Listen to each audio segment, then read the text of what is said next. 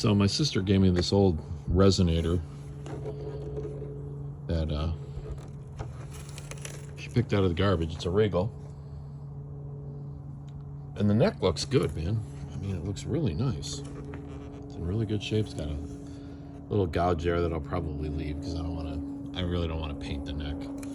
But now it had some chunks out of it here that I gotta fill, and it had taken a hard hit in the back, and I think that's why the people threw it out. That's a pretty good wackadoodle there. So I'll probably sand a lot of that out, and then I'm going to fill it with fiberglass. And I'm hoping to just get away by only having to paint the body. I'll probably tape up to these bindings and leave well enough alone. Somebody told me I should just paint right over the binding, but I was like, I don't know if I want to do that. It's kind of cheesy. Especially the front binding is really cool. It's like got a pinstripe look to it. And the binding's in good shape. It's just yellowed from age because this is an old timer. But I ordered new Resonator guts, and they're on the way, and a new bridge. And the nut's in good shape. I don't have to pull that. And the tuners all seem to work. They're nothing special, but they're factory. So yeah, more to come. Hi everyone, and welcome to Glacier Trading Company. I've been a professional buyer for most of my adult life. I'm Craig. Join me from my remote northern location as I buy and sell antiques, collectibles, and vintage from interesting locations and from interesting people, and resell those items online. I buy from auctions, estate liquidations, stores, and from folks that just look me up and simply ask if I want to buy their items. Hang out with me for a bit and see what I got this week, and meet some of the local wildlife that live in my backyard. Let's get to it.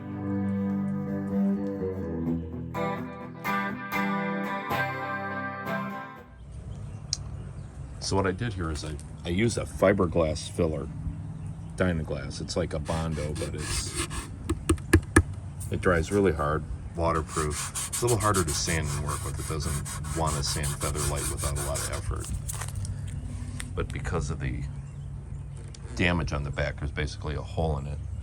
I want it for structural strength as well. Bondo has none of that. It would just crack and fall apart. It's also really, it's horrible in humidity. Bondo can actually just fill up like a sponge with the water that's in the air. So this stuff is not. I put this on the bottom of boats and it never comes off. So sanding is going to be a little bit harder on it, and the finishing of it. But I don't have all that many spots where I have to deal with it, so let's keep going. Resonator parts came tonight.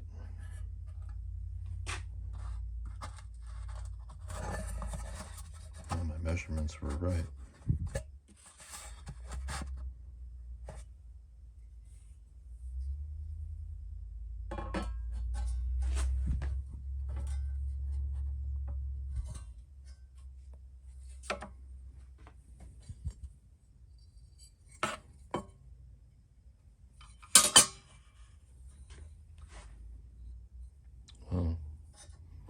I'd actually make a guitar out of this, or whatever they call it, a resonator. Can you kind of start to visualize it? Pretty cool, huh? Just really wacky looking. I bet it sounds just bizarre. Can't wait. Wow, it's awful bright out here. I don't know how well this is going to film, but mast off. Pardon my rope here I'm hanging this with. I'm not going to do anything with the neck. It's all buttoned up here. But got a couple coats of primer in there. Probably going to go 2 more. And then let it sit for a few days before I wet sand that out. I like the damaged spot. I think it literally looks as good as new. I got some spots here where the rope blew against it, so I'll let that dry up a little bit more and hit it with some more primer. I'm going to sand it all anyway, so I'll sand most of this primer right back off of it. And then let it sit for a couple days. I'll probably hit it with some 600, maybe some 800 grit, block it, and then hit it with my black base coat, and then let that sit for a day or so, and then probably come back and sand that out with maybe 1,000 grit. And if it looks good, then I'll just hit it with the clear. So it's been about 24 hours since I put the primer on. In the back here, I got just about right because the temperature of the wood was better for the primer to dry. I got a couple spots here where it went on too thick, really thick, and I'm gonna have to just stop what I'm doing, I think, and let that, you can see how that's not good there. I mean, I got plenty to sand down yet, but it's turning the paper into just a mess. That's 220 and it just clogged it almost immediately. So it's still, in my opinion, a little too wet to be sanding on. The front looks good overall. I would fill that, but that's just a screw hole for the resonator cover to go over. But I'm not happy about that. There's a little tiny divot there. And I noticed another one somewhere. I'm not seeing it now. I'll have to go over it with a fine-tooth comb. These little ones here are going to have the grill covers over them, so those won't be a problem. Oh, there it is. There's a little one there. I might splash a little in. Just as long as I'm this close to having it super good. So yeah, that hole there is for the string retainer to go on. But yeah, the rest of it, it's going to be fine. You can't even tell where that big hole was punched in the back. It's nice and flat and smooth.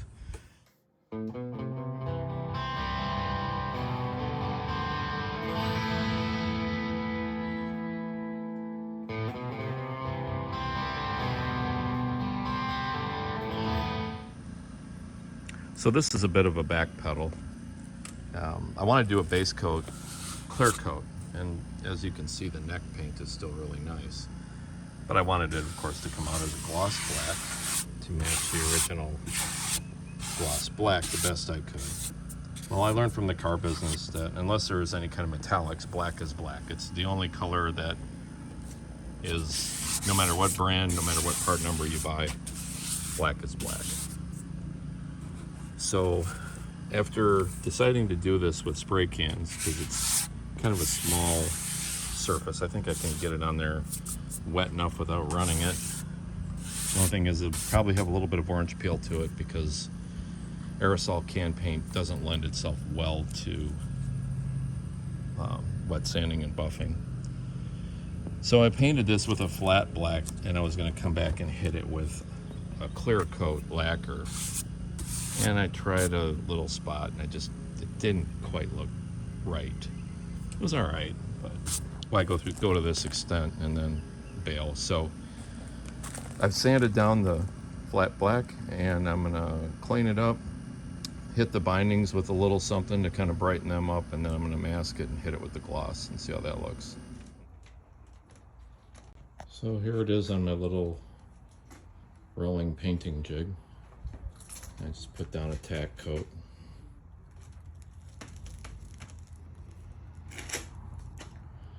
be able to wheel it into the building here between coats. It's not a spray booth. I'm just kind of hoping to try to keep the tree from getting all over it.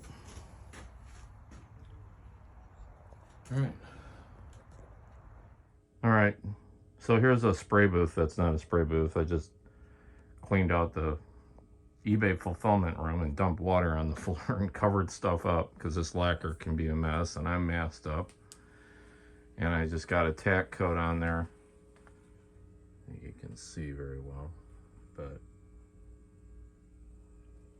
I'm hoping to get 2 good wet coats on that. But I don't want to move around in here too much because this thing is such a dust magnet. So this is kind of a nice last step. I shot clear on it last night. Let's see if you can see that. See, there's a sag right there, and it's got some orange peel to it. See that in the finish? So if you come back and wet sand it, see how flat you can get that? before I recoat. I'm going to recoat, probably do this again, then I might buff it in. Also, you can see the spray nozzle was shooting gobs of clear out, so it really didn't show up that much, but you watch, I'll sand that out, and you won't even be able to tell. It'll knit right in, and it'll look like $1,000,000. I'm not going to get real nuts about the sides and the back, but the top, I'm gonna spend a little extra time on the top, make sure it looks pretty good. So that's the spot where that chunk is that got spit out by the nozzle. See how easy it is to just sand that off? You can tell when you're getting close. When you have a lot of orange peel like that, the paper moves very quickly over the top of it. That's because it's skipping across on the high spots. The reason it's orange peel because you have high spots and low spots. So as you're sanding, the sandpaper, when you're using a block, it only contacts the high spots. So as the paper gets down and you start to get real flat like that, the paper starts to drag, and you can really feel it starting to drag because it has more contact surface. And that's how you know you're getting close. You got to be kind of careful too with the water. This is a wood object. It's an instrument. I mean, it's not like a car. When you wet sand a car, you can just have the hose running pretty much all the time. But here I'm just dipping it in a little pail of water and go from there. So you can see how that really flattens that out. Nice and glassy flat. I know it looks hopeless, but when that clear hits it, it's gonna look like brand new. There's spots where the binding is underneath the original black paint of the guitar. See right there how the binding disappears under it? And I thought about digging it out from the original finish. I was like, I better not. You know, I could just be opening up myself for a whole can of worms there. So yeah, looks good now. Ready to recoat. It's relatively flat enough for a recoat. I don't know if that's flat enough for a final buff and polish, but you're on the right track here. So it turned out pretty good. I'm just gonna hang it up here for a little while and get some air on it. It dried overnight, so I'm pretty sure it's no chance of being not dust free. I mean, there's some orange peel to it, but that's just how it's gonna be because this is out of a spray can. It doesn't lend itself to wet sanding and buffing out. Guitar buffers are stationary, and my buffer is handheld. It's really difficult to hold the guitar and hold the buffer at the same time without, you don't have any sense of control. So now the next step will be cleaning out the cavity here, making sure that this edge is really nice and straight. And then I'll probably, before I get going with this, I'm gonna do a deep clean on the neck and all the tuners up there. I'm gonna take them apart and oil them and make sure they're in pretty good shape. And then I'll start the resonator assembly. So that's the back of the resonator cone. This is the front part of the cone.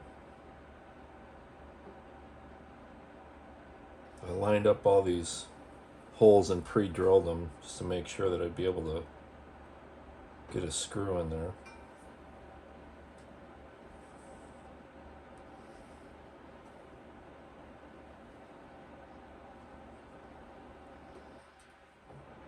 So some call these Dobros. I don't know that this would classify as your standard Dobro. It's got more of a guitar neck on it than a Dobro neck. Dobros are usually wider, heavier because they're played with a slide. They're like a lap guitar. But some of them I see have real small necks. This neck is real small, almost like an electric guitar neck. So I don't think this falls in that category. I was monkeying around. These are pieces of bridge, and they'll go underneath this. But I was playing with different heights, string heights. You can see these are all different. Okay, great. I can see how this night's going to go. Have another cup of coffee. See? There's a slight difference in height there.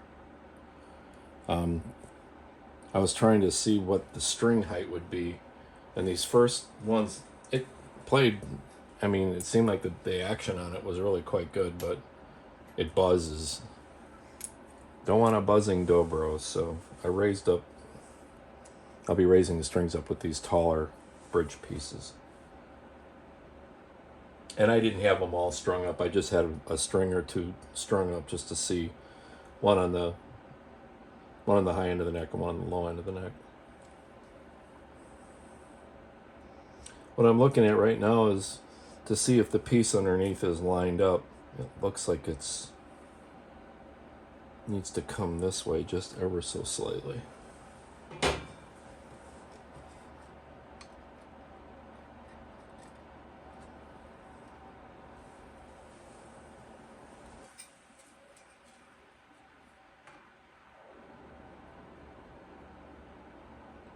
So many little projects I'm getting caught up on because it's so cold outside. It's just, there's really nothing else I can do. Although I've got in a very special estate I'll be liquidating myself in about another week or so.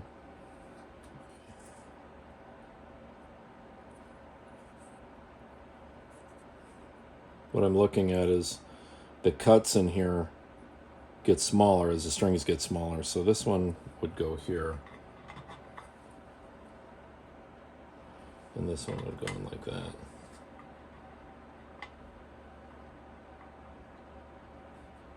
And I guess I can play with that once I put the strings in, because the strings are going to be retained by this tailstock down here. And once the strings are strung up and they pull, they're going to push this down. And then wherever they end up is where they end up.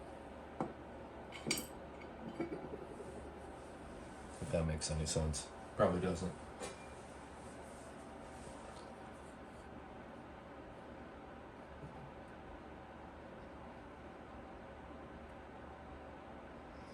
What I'm trying to do is, so that bridge, those two pieces I just showed you, I'm trying to get them straight so that they're not angled this way or this way. That's why I keep rotating this back and forth.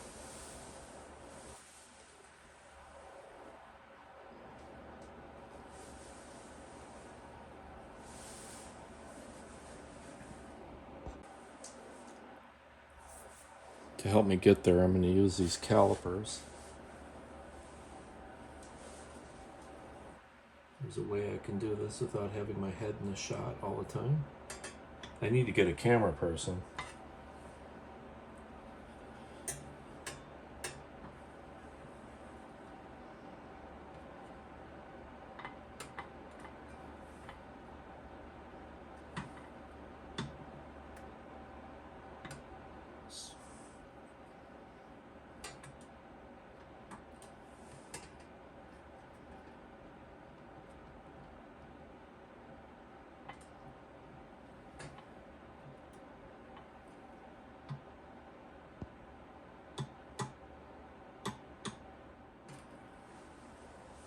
I'm going to go with that.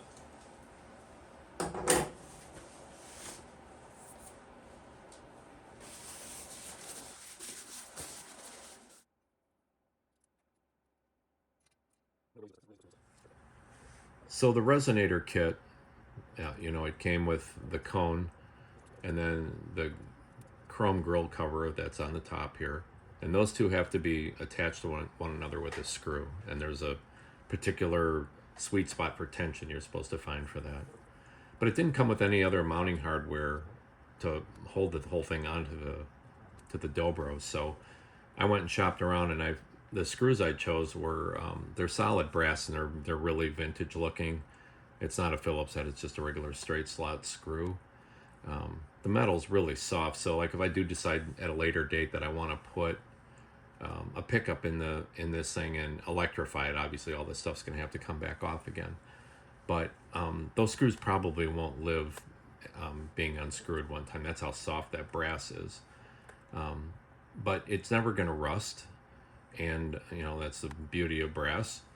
And their brass is excellent for resonance too, so it would actually have some tonal benefits, I guess, to the thing um, once it becomes completely dialed in, which who knows how long that's going to take. But that's really the only other thing I had to buy to make the kit, the Resonator kit, fit on the unit.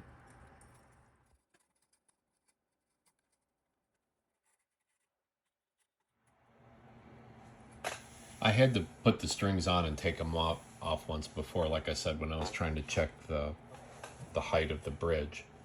So I just left everything connected to the tuners up on the headstock and just loosened them up, removed the tail piece, just unscrewed it, and just took the barrels out of the tailpiece. So here I'm just reassembling all that so I can start to put tension on the springs and try tuning it up.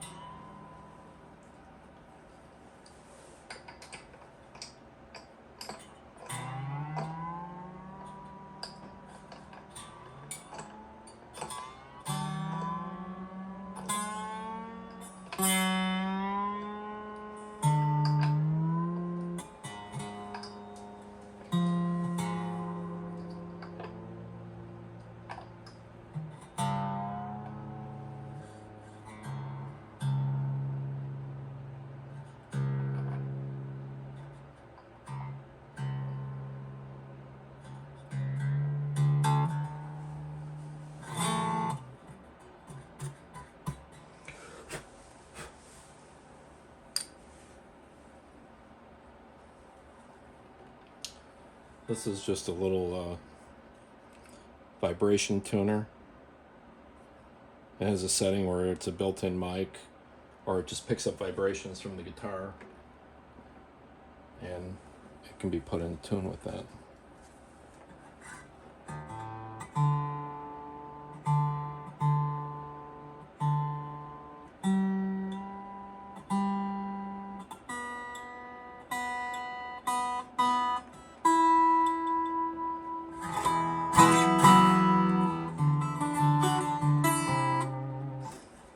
Let's give that a minute to stretch.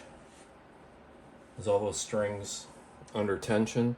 It takes a couple minutes for them to pull. I put used strings on this. No, I didn't. I put new strings on it. Oh, no, one of them is used. The E string is used. All right, I'm going to pause the camera. I'll give that a couple of minutes, and then we'll come back and monkey around with it.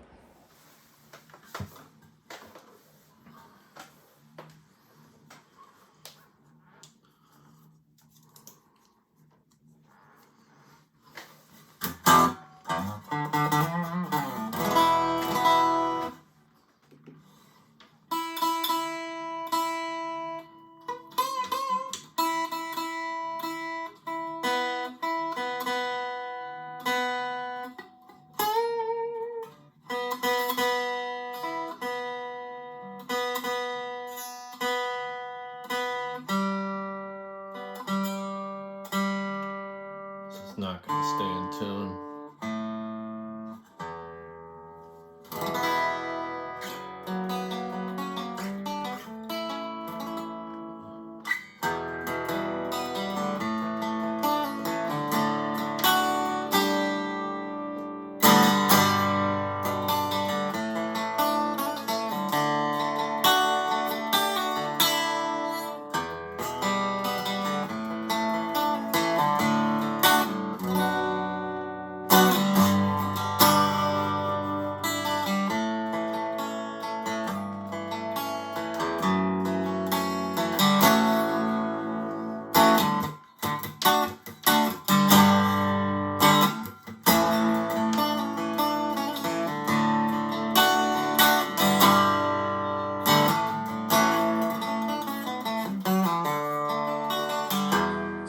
these are typically played like this, and then some type of slide is used. You know, most Dobros, but people started playing them kind of guitar-like, so they kind of morphed over the years into some version of what you see right here. This just needs a taller bridge to be really playable. It doesn't have, the strings are they kind of mute themselves out because the string action is it's touching the wire frets here, and it's kind of muting them out. So with the taller bridge, it would take these strings and pull them further away from the neck, where that would go away. So that's what I'll do next. Is one of these days I'll get on the interweb and I'll get one of those blank bridges coming and just make it a little bit taller, and monkey around with that a little bit. I might get a pickup for it too and see if I can wire a pickup in there. I think this thing would really be kind of neat electrified. So don't be afraid to pick something out of a dumpster and put a little elbow grease into it, because you know, it's not quite there yet. It's playable, but you know, it's not there yet, but I can keep tweaking on it. I mean, for out of the box, I'm encouraged, really. It's kind of a toe in the water. I never had one of these. I never touched one of these in my life before, but you know, it just looked like a cool project. It looked interesting, looked like something I should maybe do. So if you see something in the garbage that you think you might want to try, don't be afraid. Pick it up, see if you can knock it back together and fool around with it a little bit. If it doesn't work out, it makes a cool wall hanger, right? From dumpster to pretty nice. It's got a few bugaboos that need to be worked out, but nothing major. Every guitar you get, I don't care what it is, there's a setup process. There's a process of getting it set up. You find the sweet spot of the right strings, the right string height, the right tuning, and yeah. I mean, I probably have, I think all these guts costed me about $50. And then whatever it was for sandpaper and paint. I didn't spend any other money on it, really. And as far as the Resonator kit, it came with the tailpiece, the cone, the top here, the grill, both these grills. And it came with one bridge, which, you know, you got to cut in half and fit, because there's this hole here is so you can fine tune adjusting the tension that goes between this grill and the cone. And I want to play with that some too, just to, maybe I got it too tight, maybe I have it too loose. I don't know. I better go online and find some tutorials on how to get it set up. And it feels good, but it's twangy. I can hear it. I can hear it buzzing a little bit, and it's distracting.